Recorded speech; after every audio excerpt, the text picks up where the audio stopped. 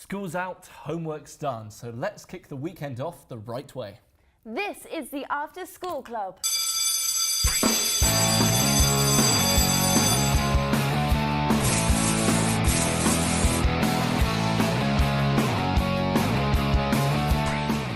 On this week's show, we take a look at some furry and feathery friends that you wouldn't believe people keep as pets, or as I would say, pets.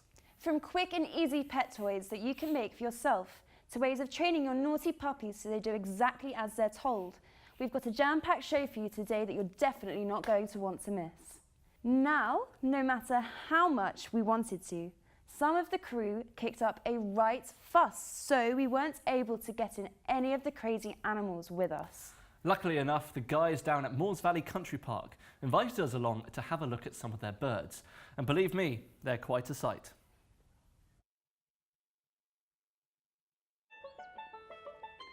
It's a male Harris hawk, he's 2 years old. The Harris hawk's the only bird of prey that actually live in hunting family groups. So when the parents have the first clutch in the year, the youngsters from that clutch stay with them. The parents teach them to hunt, and then they help hunt for the next clutch. So they live in semi-desert areas. They're very adaptable. They come from sort of Texas, South America, down through Chile, down Mexico, and they live in a family group. The dominant birds are high up in the cactus or so with branches, and then you'll have the younger ones jumping around, and they run around on, Harris hawks run around on the ground. So you can have up to 10 Harris hawks hunting together. So we can actually train them to do hawk walks, and they're very intelligent, so therefore they learn. That's better. That's how he should do it, and it's up to him where he goes. But usually we're walking around, so as we walk around they'll just follow us on. Nearly every bird of prey is trained the same way. It's all about food, it's all about reward, building trust up.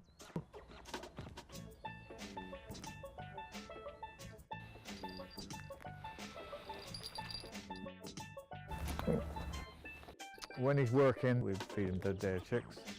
At the weekend, when he's not flying, if he's not working, we'll give him a quail and feed him up on that. But it's all about weight control. It's like training and working an athlete.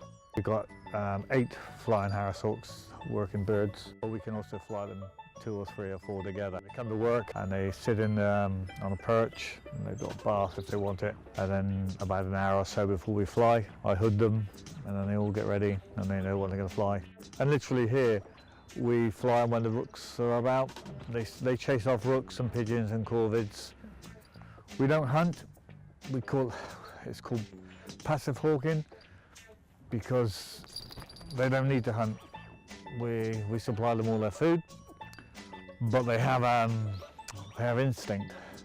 So if a squirrel runs across here or a rabbit comes out, then basically they will chase it. So we fly 2 together. Titch here flies with his brother Minnie, and we've got their parents as well. So they're not endangered. It's like everybody. So it's the habitat that's being reduced. So there is a little bit of concern, but they're very adaptable. And you can see here, see that lump? That's his crop. That's the food. He's actually got a crop here. The food collects in, and it sits there a little while, a couple of hours or so, before he starts to digest it. And things that he can't eat, like beaks and fur and feathers and stuff like that, they basically come up tomorrow in a cast. It's a pellet, and you cast them up. So that's him finished now.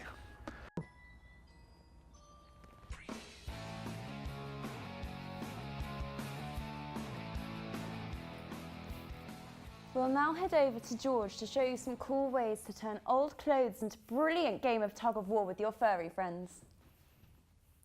Okay, so in order to make your tug of war toy, you're going to need 2 things. First of which is an old t-shirt, so go through the cupboard looking for one you don't want to wear anymore. And we're also going to need a pair of scissors. Now make sure you get an adult to help you out, as we don't want anyone getting hurt.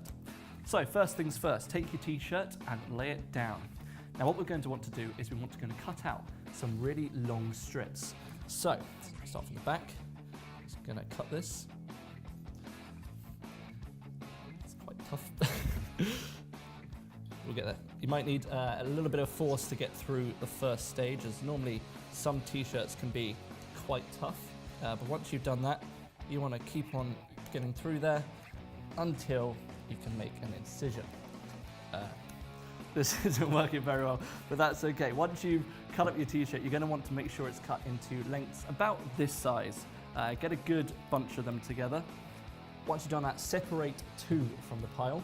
One we're going to need for later. One of them pick up now and get your bunch.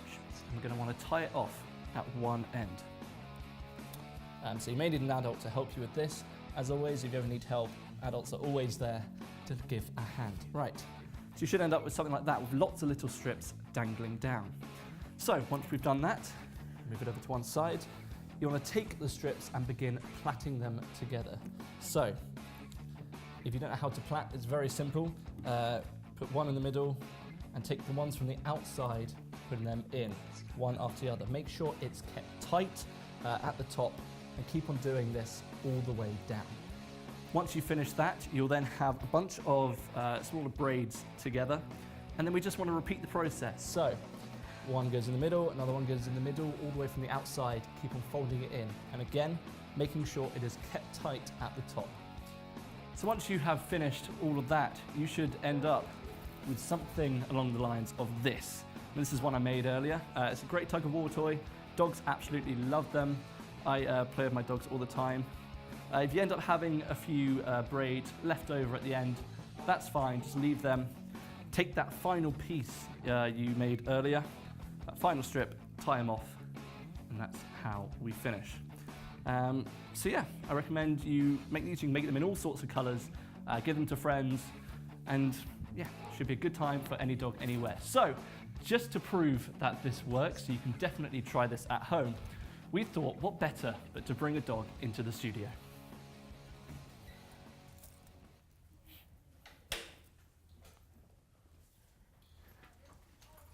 And we're just waiting for our guests, Millie and Poppy, who've come with their owners, Lucy and Nikki, to join us in the studio.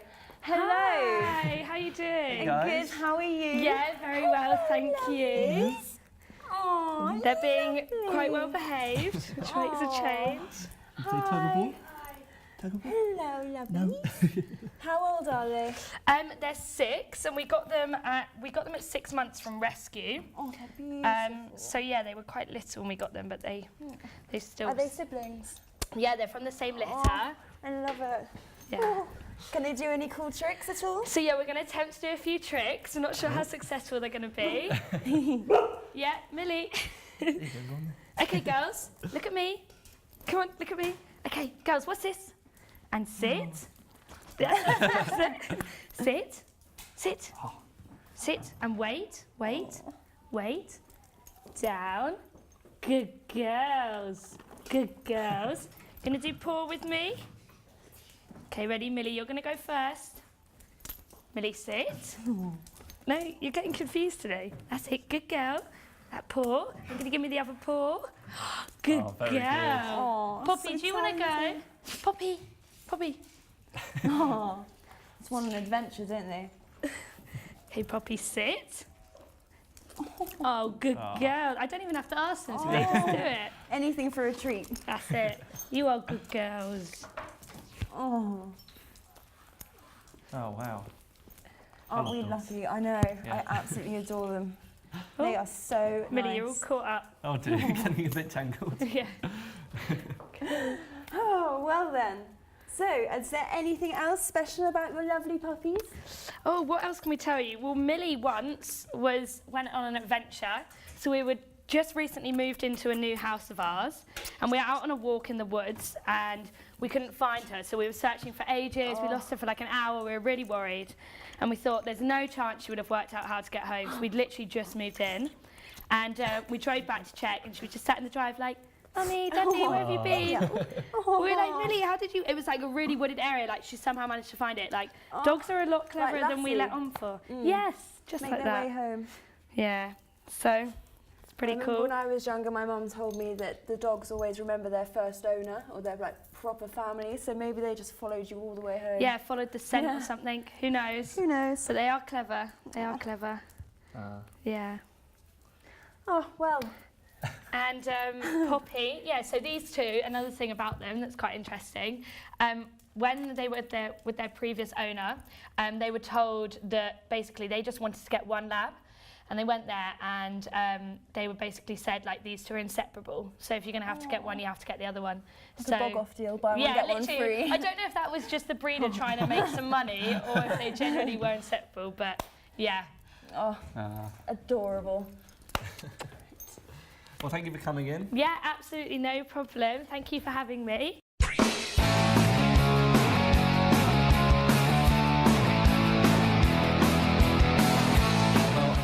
I could have stayed playing with them for longer, but unfortunately we've got a show to do. So a few minutes ago you saw some of the incredible things hawks can do and how beautiful of an animal that they are. Now, while many of us will never have a hawk as a pet or even see them flying about in our back gardens, I'm sure you've heard the birds singing when you've just woken up. We're now going to show you a really easy way to make a bird feeder to make sure the birds have a great time when they come round to visit. So, here's what you'll need to make your bird feeder. We've got an empty juice carton that's been washed out because you don't want any germs or any nasty things in there. And we've got some lids that obviously come with the bottle, so that's easy to get a hold of. Any paint, that'll do, pretty much, and PVA glue to stick on the googly eyes, of course. So, to begin with, you take your juice carton and you take your paintbrush and you dunk it in the paint and just gently cover it over the carton, and you'll soon end up with a product that looks roughly like this, all covered in paint. And then what helps is if you get an adult potentially to get a pen or a pencil to just score on the box where you want the belly or the wings to be.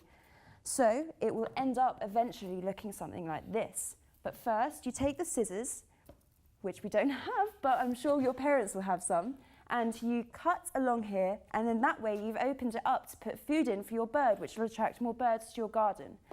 I know it works because I've got one in mine and it works perfectly. I see so many different types.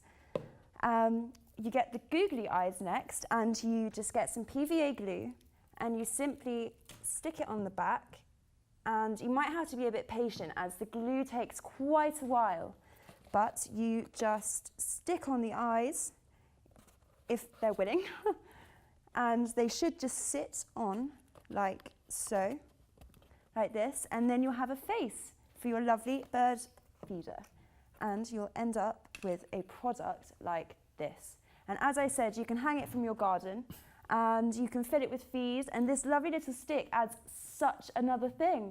I mean, you can let your bird sit and eat while he enjoys the lovely food that you've provided for him. So you know that you'll get a bird with a happy home and a very full belly. So if you want to do this at home, remember that you should have your parents around or an adult so that you are able to have supervision and you don't get into any trouble while you do it. Now, last week we asked you to send in any funny pictures of your pets that you had, and you did not disappoint us. Let's have a look at what you sent in. So here we have Millie, sent in by Charlie from Cheshire. And Millie is looking very cute. Oh, look at this lovely dog. This was sent in from Jodie from Leicester, and she's a 12-year-old girl of this beautiful little Jack Russell. Isn't he adorable? Oh, very cute. And here we have Alex with her dog Jojo. Now, Jojo doesn't need a filter as Jojo is a dog, just acting natural. Striking a pose. This cat is a picture sent from Lucy in Derbyshire, and it is a beautiful cat. But remember, if you didn't get the chance to send in a picture this week, don't be disappointed, as next week we've got our Easter special. So get sending in pictures of the mountains of Easter eggs that you'll be stuffing your faces with. That's it from us today, and we hope you've enjoyed the show. Bye. Bye.